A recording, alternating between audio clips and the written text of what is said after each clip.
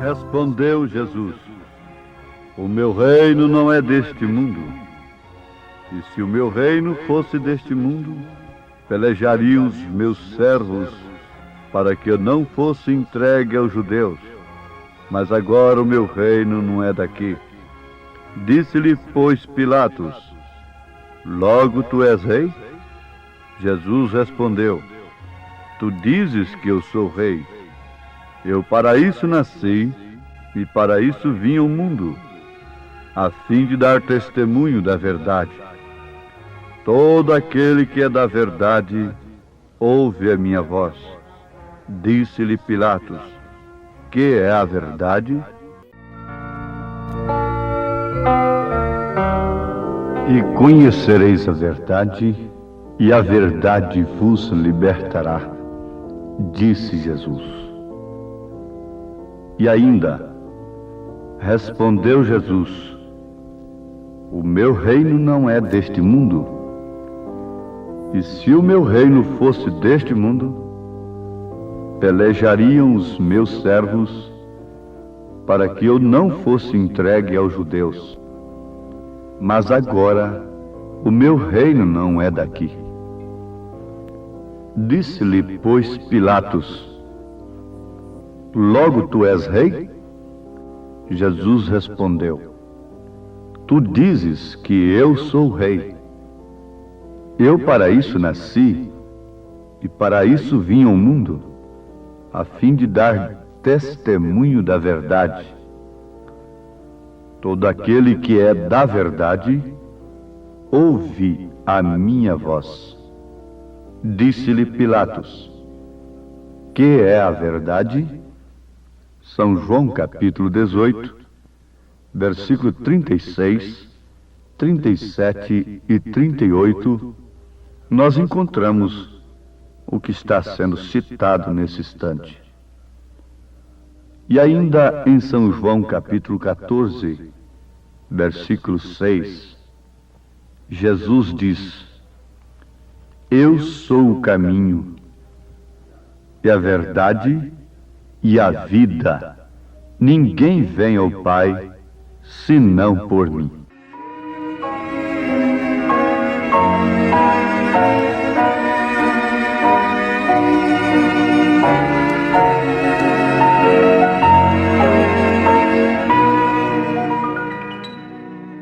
Ouvintes amados, irmãos em Cristo Jesus, está mais do que comprovado que a verdade é Jesus, a mentira é Satanás. Tudo que é mentira é condenável, é incompatível com Deus, como a luz é incompatível com as trevas.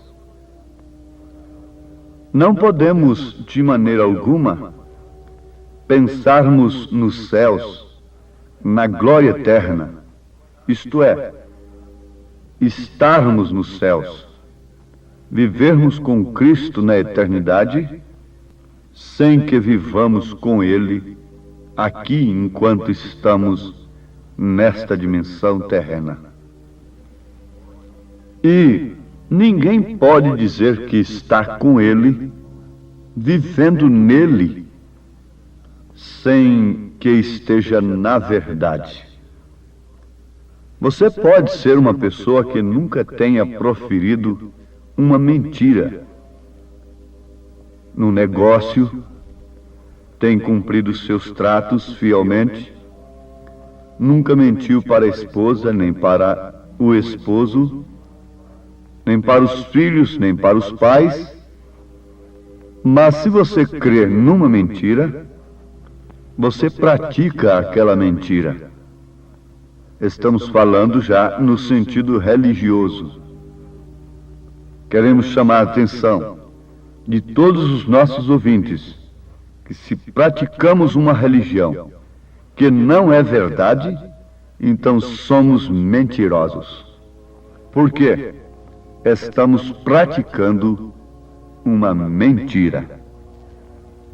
Só há uma que é verdade. Só há um caminho. Só há uma vida. Só há uma verdade. Ninguém pode procurar verdade em outro lugar a não ser em Jesus Cristo, a não ser em Sua palavra. Por isso, Deus não é objeto de estudo. Deus, a palavra Deus quer dizer objeto de adoração. O seu carro, a sua casa, o seu filho e outras coisas terrenas podem ser deuses para você. O dinheiro, por exemplo, se torna um objeto de adoração. É uma coisa que ocupa o primeiro lugar, antes de todas as demais. É uma coisa que faz você colocar tudo em segundo plano. É que é o seu Deus. Agora notemos, amados, e concluamos juntos que a verdade é Jesus Cristo. Pilatos estava diante da verdade e perguntou: o que é a verdade? Será que aquele governador vivia só mentindo? Não sabia o que era verdade? Um homem naturalmente instruído, estudado para ser um governador e fazer uma pergunta desta: que é a verdade? Sinal de que ele não conhecia a verdade, sinal de que ele estava mergulhado no paganismo, na mentira, no engano, embora sendo um governador. Mas ali estava a verdade encarnada, que o mundo não pôde suportar, não pôde encarar com revelação divina, senão aqueles a quem Deus quis mostrar como Cristo, o Filho de Deus vivo, como o profeta de Deus, como o Emanuel, Deus conosco, como o Cordeiro de Deus. A indicação que João Batista fez deveria ser suficiente para todos aqueles teólogos de então, que Jesus era de fato o Messias, o Cordeiro de Deus. Eles conheciam as Escrituras de cor. Mas notem como o nascimento de João Batista foi extraordinário. Fez cair temor sobre todos, diz a Bíblia em São Lucas.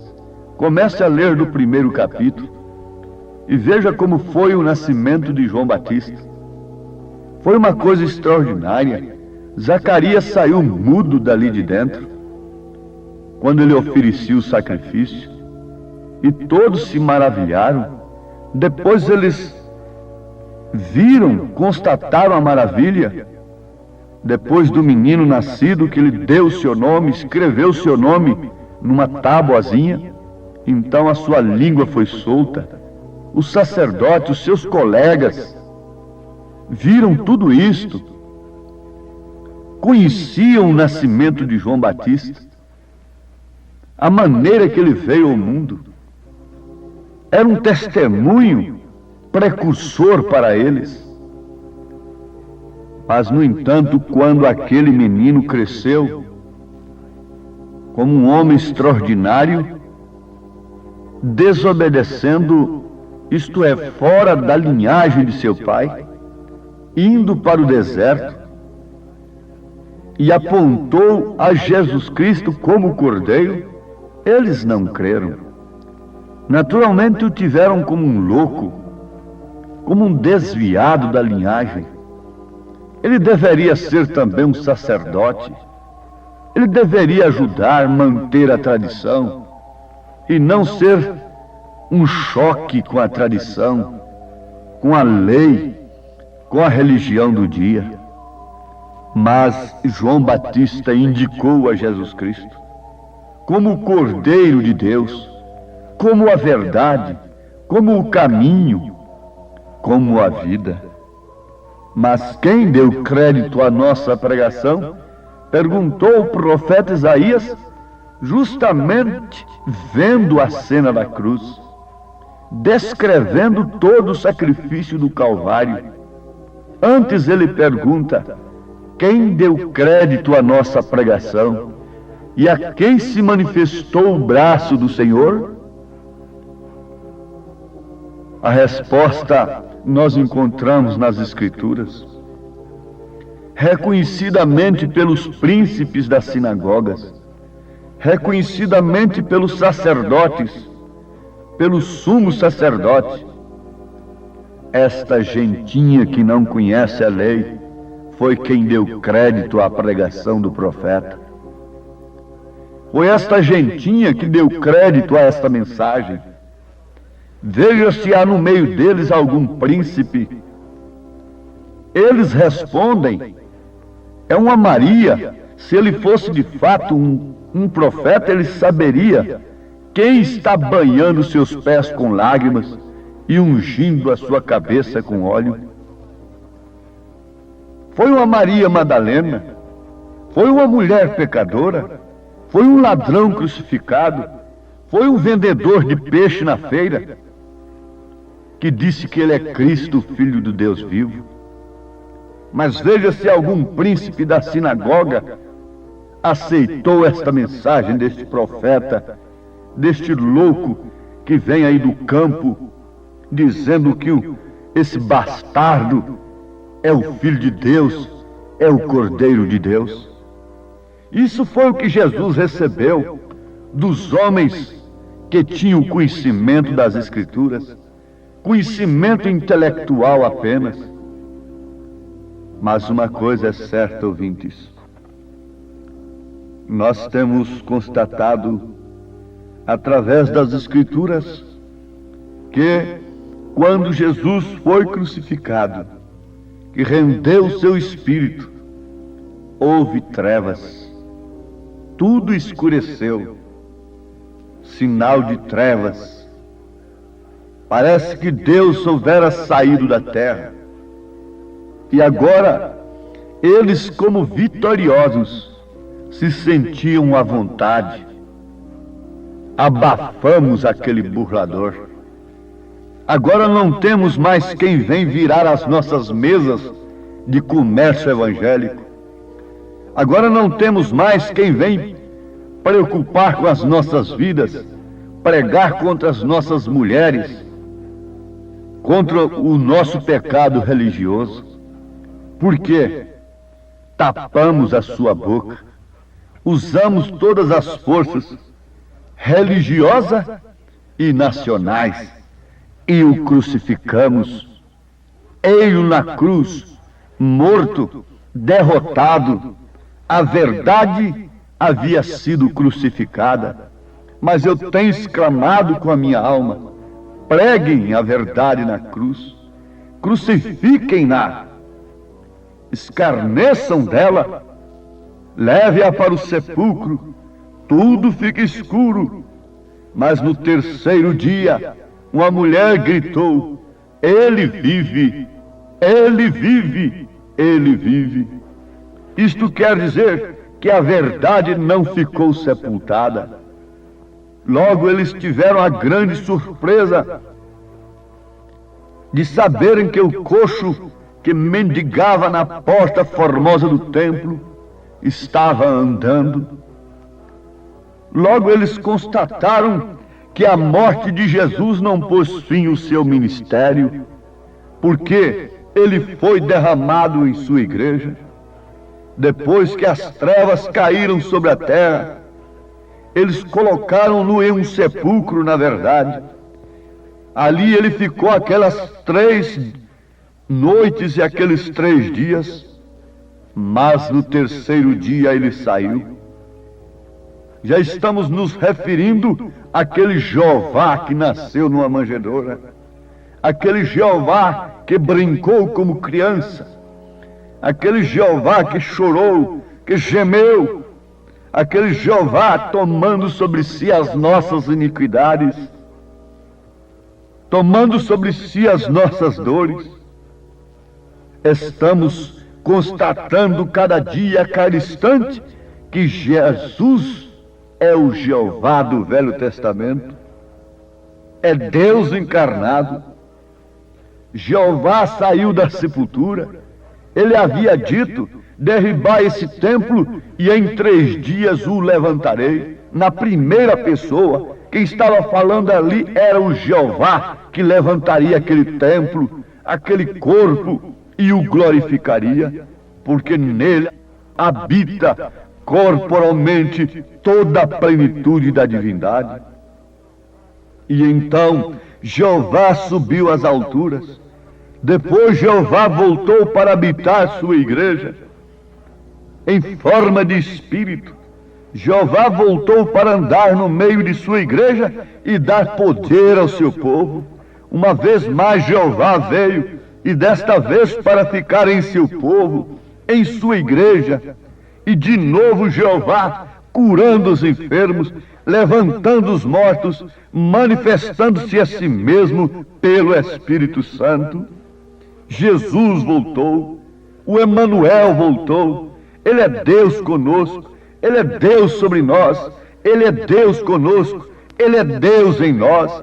Deus sobre nós é Pai, Deus conosco é Filho, Deus em nós é Espírito Santo. Nunca uma primeira, terceira, segunda, terceira pessoa, mas é o mesmo Deus, obrando na sua igreja, através de sua igreja, pela sua igreja, a favor de seu corpo aqui na terra. Você deve se sentir nesse instante integrado neste corpo, no corpo de Jeová, no corpo de Jesus Cristo, no corpo do Deus vivo. Foi para isso que ele se fez homem. Jeová desceu aqui na terra e ele ergueu a prostituta para não pecar mais. Ele desceu aquele bêbado com moscas em sua face, enquanto jazia inconsciente na sarjeta, e o levantou. Ele levanta do pó o pobre, do monturo necessitado, para se assentar na mesa com os príncipes de Deus, com Jacó, com Elias, com Moisés. Estamos assentados em lugares celestiais, porque ele nos levantou a este lugar, para nos assentar com esses príncipes, com estes heróis da fé. Eu prefiro estar separado deste mundo, mas me sinto incluído na reunião dos santos, dos heróis da fé. Você deve se contentar com isto, dar graças a Deus, ser agradecida, ser agradecido por isso. É Deus em nós, é a esperança da glória, é o mistério que Paulo viu. Ele não viu algo mais do que isso. Sim, Jesus veio e derramou seu sangue, libertou o cativo. Ele veio e redimiu suas ovelhas perdidas, lhes deu vida eterna e elas nunca perecerão. Ele não perderá nenhum deles, mas ressuscitá-los-á no último dia. A segunda morte não pode causar-lhes dano algum.